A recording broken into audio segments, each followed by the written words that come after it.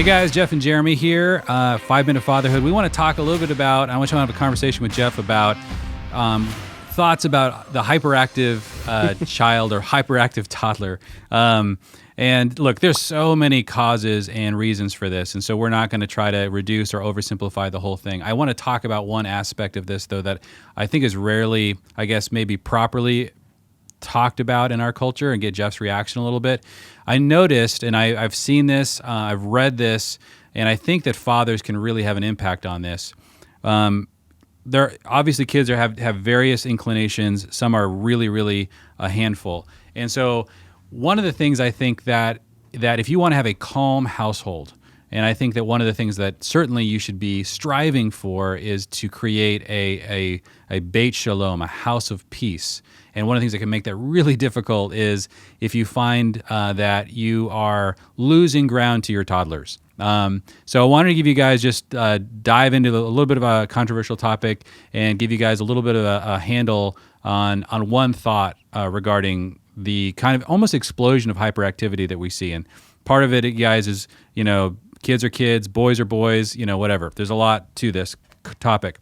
But when you have in your household, it's really important that you embrace the idea that you need to be a brick wall in some areas of the life of your children where they absolutely cannot move you. And the only thing they have left is they have to find resources to, how do I control myself because I cannot move dad. And I think one of the things that can really either create or inflame hyperactivity is when a child begins to really experience in a home that they are in control and that their impulses are really what lead the family, and that they can manipulate their mom and manipulate their dad endlessly through their own impulses. And I think that kind of creates a loop of hyperactivity because they are going from one impulse to another and they never slam into that brick wall. And so you need to have certain areas of the household, certain places where you're like, hey, this is where we're going to be quiet. This is where, and you need to make it age appropriate, make it work for whatever your kids are. But whenever you decide what those bright lines are, and you need to draw those bright lines in your home, whether it's like, hey, every single time I call you, you come. Whatever those things are that you are absolutely adamant about, they shouldn't be a lot of them. They should just be a couple of them. And when you enforce them, you must be a brick wall. If you do that, it can be a bit of a battle with your kids. But if you do that, I think that what begins to happen is something extremely healthy, which is the child then is forced to sort of say, I've tried every which way to move my dad. I cannot manipulate my dad in this area. He absolutely will not back down. And so, I've got to figure out, how do I stop myself? And so oftentimes for the first time, a child will begin to discover inside themselves how to find that place or that ability to be self-controlled, right? To say no to their own impulses because they I don't want to keep slamming into this brick wall that is my dad. And so this doesn't solve every problem with a hyperactive child, but I have noticed many times this can help a lot. But it's really difficult to both draw those bright lines and then to be the brick wall in those areas. It takes a lot of sort of self-discipline as the dad, a lot of creativity sometimes around how to discipline the child and how to really make sure that you represent that brick wall so that they begin to fall back into their own resources of self-control. And man, that is such a gift to give to a kid, right? Totally. To give them the gift of figuring out, how do I stop myself? Right, that our kids have to find that place within them.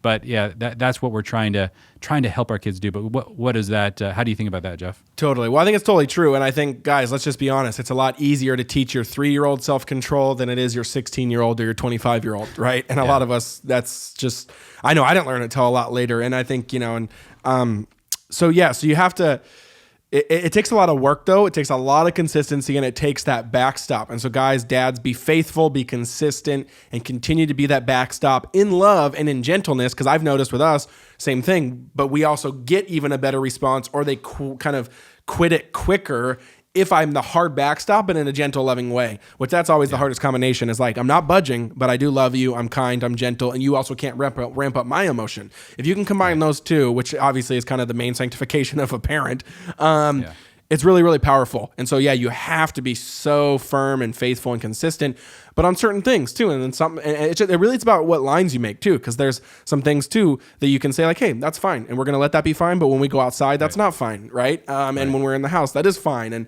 there's all these different things. So I would just say, be really mindful of that. Ask yourself, do you really do that? You have to really self-assess. Can kids manipulate a little bit, push you around a little bit, whether it's in front of guests or whether it's when you're tired or whether it's in the morning or whether it's when you're in a rush? You have to ask yourself those questions because the kids pick up on that and are more sensitive to that than you think.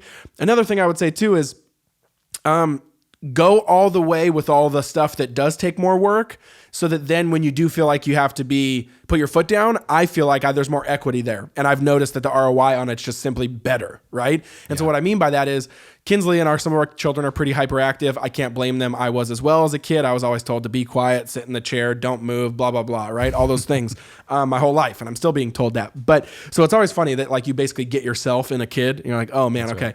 Right.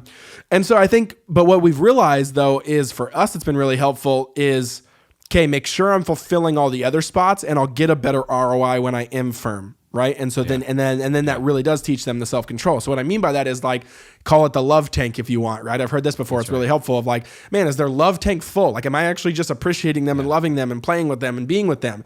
Or is this like an attention grab? Because if it's an attention grab, then me just bringing the hammer down is not going to be that helpful, right? If I haven't, so hang out with them, play with them, love them.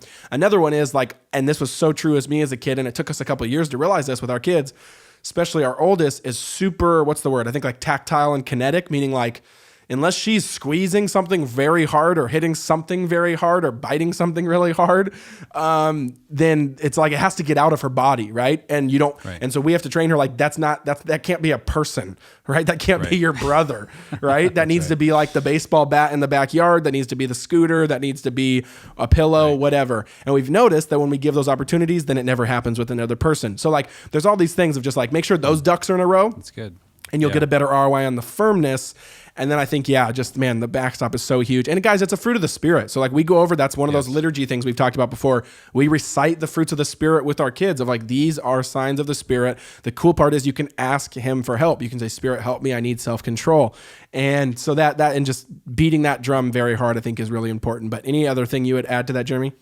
Yeah, oftentimes it's important to obviously get on the same page with your wife. So if you guys often like kind of struggle with where those lines should be, and you really need to create some brick walls, and you're just noticing that the kids are getting out of control and that they're not learning how to control themselves, and it's just time for them to find that spot within them, and the only way they're going to do that is to slam into a dad.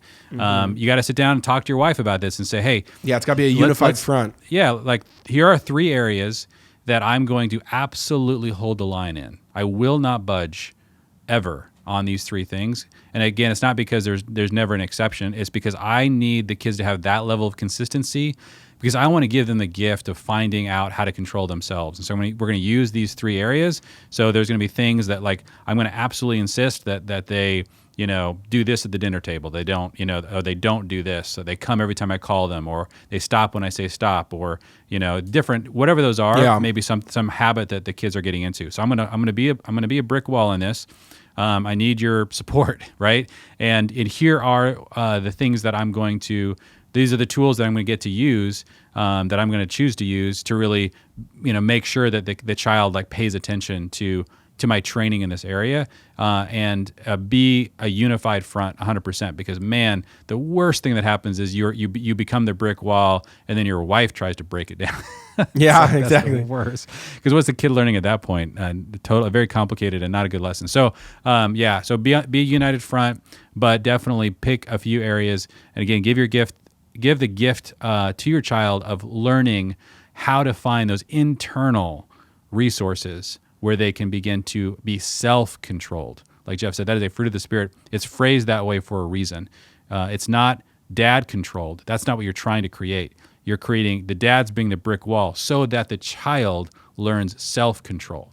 And the only way a child's going to ever choose to learn self-control is if they run into a brick wall. And so it's important that you be that backstop and you find those areas and you give that gift to your kids.